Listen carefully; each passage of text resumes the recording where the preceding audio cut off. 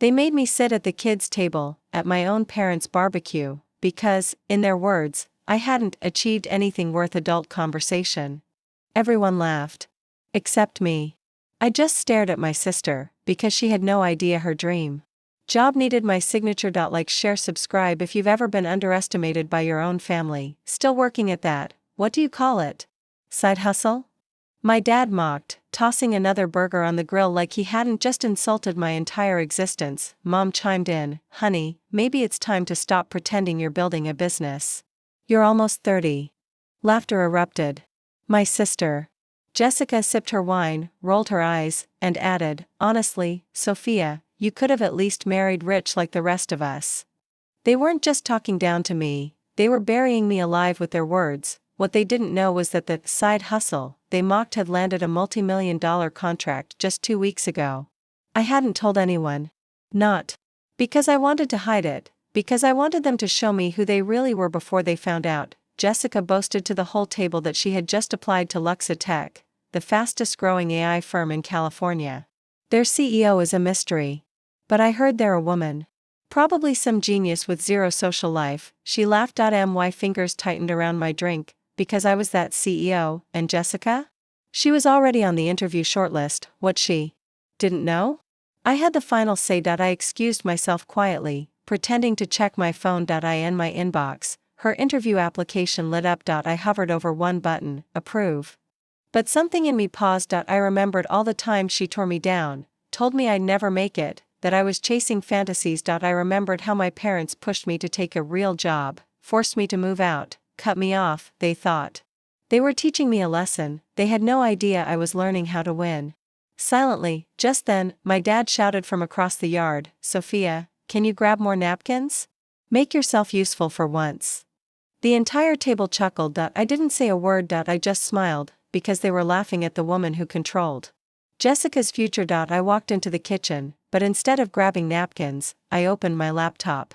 Notifications flooded in, new contracts, partnership offers, investors trying to reach me. I scrolled past them all, until I landed on Jessica's resume. Polished. Impressive on paper. But none of it mentioned the truth, how she used to mock me in high school for being too nerdy, or how she once told me, no one takes girls in tech seriously. I read her cover letter twice. She had no clue she was writing to me. I've always admired Luxa Tech's innovation, she wrote.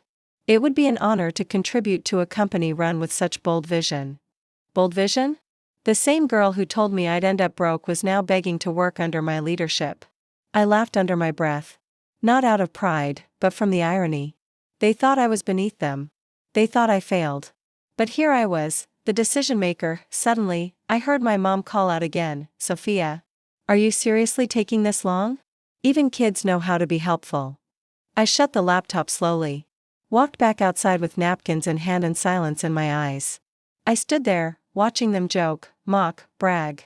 And all I could think was, they don't know how close they are to losing the very thing they're about to need the most. Then Jessica's phone rang. She looked down, gasped, and jumped up. Oh my God, it's them. Luxa Tech. They want to talk to me right now. Everyone clapped. My mom hugged her. Dad raised his beer. That's our girl. You're going to work for the next Steve Jobs. Jessica winked at me, smirking like always. Guess I'm finally the one bringing prestige to this family, huh? I just looked at her and said calmly, make sure you impress them. The final decision maker can be unpredictable. She didn't get it, but she was about to. Jessica rushed inside to take the call, her heels clicking against the floor like she was walking into a royal interview. The rest of the family celebrated outside, as if her success was already guaranteed. My mom looked at me and chuckled, maybe you'll get inspired by your sister now, huh? Try aiming a little higher. I didn't even flinch. Because in that moment, the power shifted, and no one noticed. Inside, Jessica sat at the dining table, flipping her hair and speaking in her fake professional voice. Yes, absolutely. I've been following your company for years, she said, pacing back and forth. I'd love to meet whoever's doing the final round. I'm sure we'll connect instantly. I walked past her with a glass of water in my hand. She didn't even look at me. 10 minutes later, she hung up, glowing. They said the final decision maker will reach out to me directly, she announced proudly, coming back outside. Looks like I'm a shoo-in. I smiled, leaned forward, and said, you know, sometimes those decision makers are closer than you think. She laughed. Please, Sophia. Let me enjoy this. You wouldn't understand how it feels to be chosen for something big. That's when I got the notification, her file was ready. 1 click, and she'd get the formal offer. 1 click, and she'd finally realize who had the upper hand. But I wasn't done yet, because the barbecue wasn't just about food, it was about position. Every family member had taken turns mocking me that day. And I wanted all of them present when the truth hit. So I waited until dessert. That's when my uncle brought up job titles, asking everyone to share what they were doing now. Jessica went first, of course. I'm basically about to get hired. At Luxatech, she beamed. It's a major jump for me.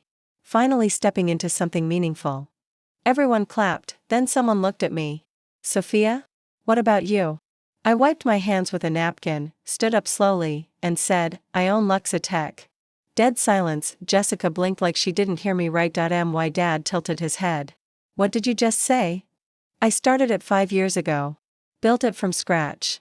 The company your daughter is dying to join. I run it. Jessica's wine glass slipped from her hand and shattered. The glass hit the patio stones like a gunshot. Everyone froze. Jessica's mouth hung open. Wait, what? She whispered. Her voice cracking. You're joking, right? I looked her straight in the eyes. Do I look like I'm joking? My uncle let out a low whistle. My mom stammered, no, that can't be. You? But you've never even what, Mom? I cut her off. Never bragged? Never flaunted it? Never begged for approval? You're right. I didn't. Because while you were all laughing at me, I was building something real.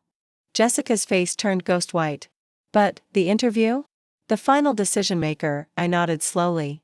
Was me. Has always been me. I read every word of your application. Impressive resume, by the way. A little too much confidence for someone who used to say girls like me don't belong in tech.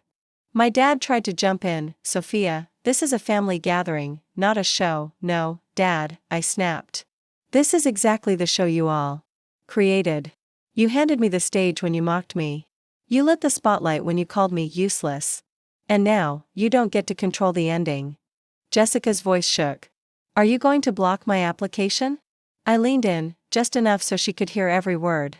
Why wouldn't I? You humiliated me every chance you got. You tore me down, told me I'd never be enough, and now you want my help? She swallowed hard, trying to keep her composure. I was just being honest back then. I didn't know. You didn't care to know, I replied coldly. None of you did. My mom finally spoke, her voice almost pleading. Sweetheart, we didn't realize how serious you were. You should have told us. I turned toward her. Would you have believed me if I had? Silence. Guilt. A table full of people who suddenly had nothing to say. Jessica looked like she wanted to disappear. Please, Sophia, this job means everything to me. I stared at her, letting the weight of the moment settle. You want my approval now? I said quietly. She nodded, eyes brimming. Well, I whispered, maybe I'll think about it. After you tell everyone here how wrong you were. And she looked like she was about to break. Jessica stood there, trembling. Her eyes darted from me to the stunned faces around the table. My dad looked like he'd aged 10 years in 5 minutes. My mom stared down at her empty plate, ashamed to even glance at me. No one was laughing now. Do it, I said, folding my arms. You wanted to be the one who brings prestige to this family, right?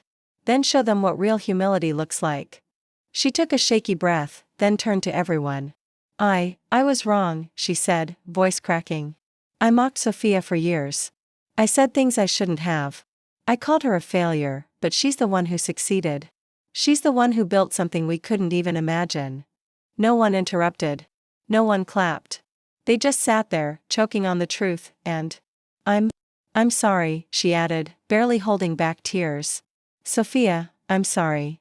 For the first time in years, I felt a strange calm wash over me. Not from revenge, but from finally reclaiming my voice. I walked up to Jessica, looked her in the eye, and said, that was a start. She nodded, hopeful. So, does this mean you'll approve my hire? I gave her a long, unreadable look, then slowly reached into my pocket and pulled out my phone. A few taps. Her file opened. I hovered over the approve button, then I smiled faintly. I believe in second chances, I said. Her eyes lit up, but not handouts. I tapped decline. The room gasped. I'm not punishing you, Jessica. I'm protecting my company. And right now, you're not ready to lead anyone, because you still think leadership is about ego, not effort. She stepped back, completely crushed. The silence was suffocating. I turned to the rest of my family. For years, you all measured success by money, titles, and parties. You never once asked about my ideas, my passion, or my vision.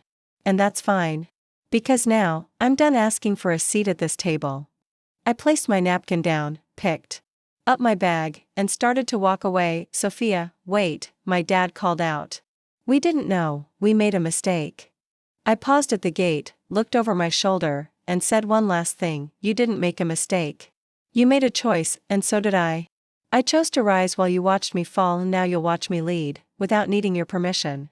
And I left. That night, as I sat in my penthouse overlooking the city, my inbox buzzed again. New offers. New partnerships. New respect, but more importantly, freedom. They laughed at me once, they won't laugh again.